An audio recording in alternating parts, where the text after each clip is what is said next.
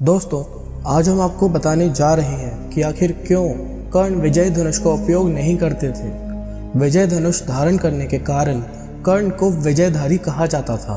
कर्ण का धनुष अर्जुन के धनुष से इसलिए श्रेष्ठ था क्योंकि जब वे तीर चलाते थे और उनका तीर अर्जुन के रथ पर लगता था तो रथ पीछे से कुछ दूरी तक खिसक जाता था।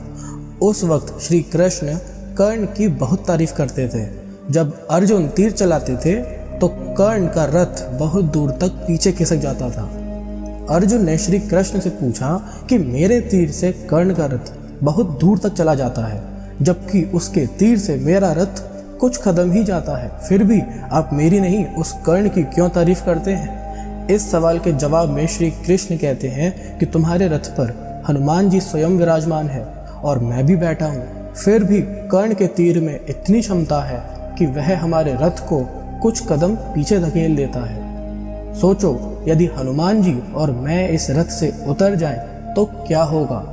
अर्जुन उनकी बात समझ जाता है। कृष्ण ने यह भी कहा था कि जब तक कर्ण के हाथ में उसका विजय धनुष है तब तक तीनों लोगों के योद्धा एक साथ मिलकर भी कर्ण को नहीं हरा सकते। कर्ण के धनुष में ऐसी खूबियां थी जो अर्जुन के गांडीव धनुष में नहीं थी। विजय एक ऐसा धनुष था कि किसी भी प्रकार के अस्त्र या शस्त्र से खंडित नहीं हो सकता था। इससे तीर छूटते ही भयानक ध्वनि उत्पन्न होती थी।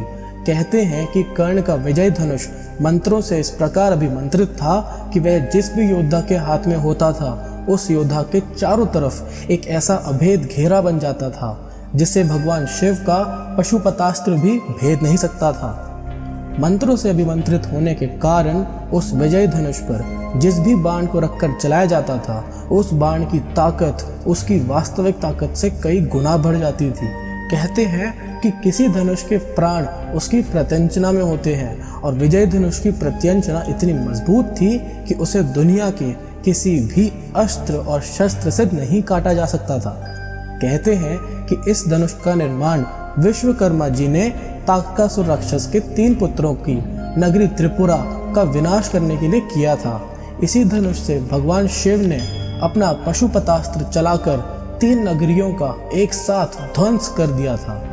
बाद में परशुराम ने है वंशी क्षत्रियों के विनाश के लिए भगवान शंकर की तपस्या कर उनसे यह धनुष मांगा, तो भगवान शंकर ने इस धनुष को इंद्र से लेकर परशुराम को दिया था।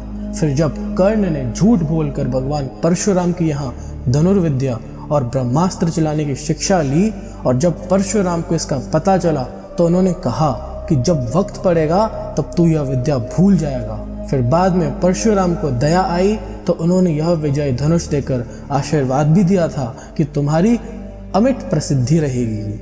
कर्ण को महाभारत में तब तक नहीं मारा जा सकता था जब तक कि उसके हाथ में वह धनुष था। कहते हैं कि महाभारत युद्ध के 17वें दिन जब कर्ण कौरवों की सेना की सेनापति थे तब उसने अर्जुन से युद्ध करने के लिए पहली बार अपना विजय धनुष हाथ में उठाया था। कर्ण और अर्जुन का भयानक युद्ध हुआ, लेकिन युद्ध का कोई परिणाम नहीं निकल रहा था, बल्कि अर्जुन के सारे प्रयास विफल होते जा रहे थे। ऐसे में श्री कृष्ण ने एक कीचड़ भरे गड्ढे की ओर अपना रथ मोड़ दिया।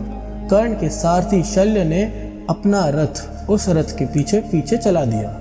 कर्ण के रथी को वह कीचड़ का गड्ढा नहीं दिखाई दिया और इसका रथ उस गड्ढे में फंस गया। तब कर्ण अपने धनुष को रथ में ही छोड़कर गड्ढे में फंसे रथ के पहिए को निकालने लगे। बस यही वक्त था जबकि श्री कृष्ण के कहने पर अर्जुन ने निहत्थे कर्ण पर तीर चला दिया। दोस्तों, आपका इस बारे में क्या कहना है हमें कमेंट के माध्यम से ज़रूर बताएं और वीडियो पसंद आई हो तो लाइक और शेयर करना मत भूलिएगा। हम आपसे मिलते हैं एक अगली वीडियो में।